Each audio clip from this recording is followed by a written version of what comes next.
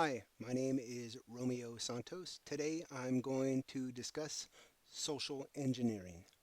To do this, I will identify its fundamental structure, specifically how it weaponizes human psychology to bypass technical security. Then I will provide a simple case study in tandem to demonstrate these concepts in action and define the necessary countermeasures for securing the human element. So, social engineering is the manipulation of people into revealing sensitive information. It targets human psychology rather than technical systems. Attackers will often exploit specific behaviors to force compliance, such as authority, urgency, or trust. The ultimate objective is often identity theft. This is the theft of personal information like credit card information, social security numbers, and login credentials, something they can use to commit fraud. Moving on to vulnerabilities. In this case study, we're going to look at Stephen Miller, or Steve Miller. A mild-mannered gentleman, Steve is a main office receptionist, and Steve is the point of contact for printer, internet, and phone services for the entire office, for everybody. And that role right there gives him high public exposure. So he, by his role in this office, is a potentially critical vulnerability. So now let's walk through the 5 phases, which we're going to refer to as the 5-phase attack lifecycle. Okay. All right. So first, phase one, research. Gathering the information, the attacker is going to use OSINT, or open source intelligence, because it is so effective. For example, a social media post here that Steve made about the printer, the work he was doing late at night, staying there kind of late, and he mentions that he was with his dog. Okay, so right there, that it's a benign post, just as it is. However, if you're a threat actor, you're gathering information on somebody. That's potentially important information. So right here, he talked about the printer. So they say, okay, maybe this guy has some access to the network, or some kind of administrative access that we can exploit. And then they say, take into account to his dog here, like, okay, maybe we can use that, or maybe that's a potential hint on a password, for example. So there's some technical crumbs, and there's some information that they're kind of gathering at this point. So we move on to phase two, selection. Steve seems like a pretty good target. Just based on where he is situated in the office, he's got that high public exposure, high foot traffic. So because of this, they're going to pick him. So he's a pretty good target.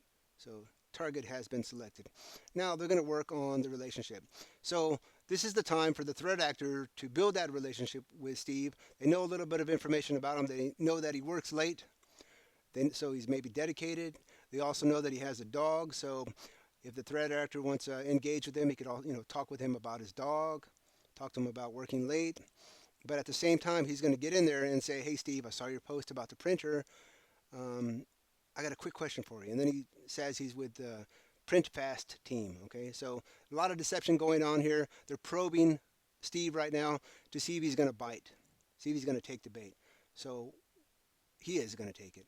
So once Steve takes the bait, they have potentially gained some type of future access, or access to that information, and that's that information Steve has. Definitely has it. So they built that rapport with him. They got this pretty superficial, brand new relationship, and by building that and then pivoting, they're going to pivot to some kind of intimidation or threat. And in this case, they're saying, "Hey, Steve, there's some issues, some data leakage, so we need your information. We need this bypass key, this password, whatever it might be, or we're going to have to tell the boss." And Steve, being the dedicated worker he is, the animal-loving gentleman, late worker, he doesn't want to have to deal with that. So more than likely, and in our scenario, he's definitely going to share that information. So boom, they got some information. The attack is almost complete.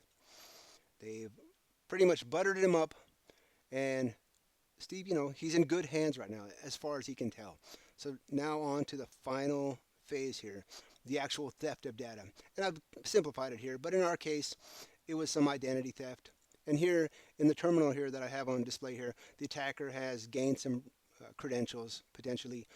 His login is Miller_S. He's an admin. And hey, his password was, it did include his dog's name. So they've got all this information on Steve, and essentially they've successfully socially engineered Steve and grabbed whatever information they were looking to gain. And clearly, this is a simple case study, but it's very factually correct. So now we move on to thinking about some countermeasures, how to avoid being the Steve. Okay, so to prevent identity theft, we have to implement 7 pillars of defense here. Starting from employee awareness training, strong access control, moving down to clear verification procedures, anti-phishing tools, incident reporting policies, and then finally regular audits and simulations.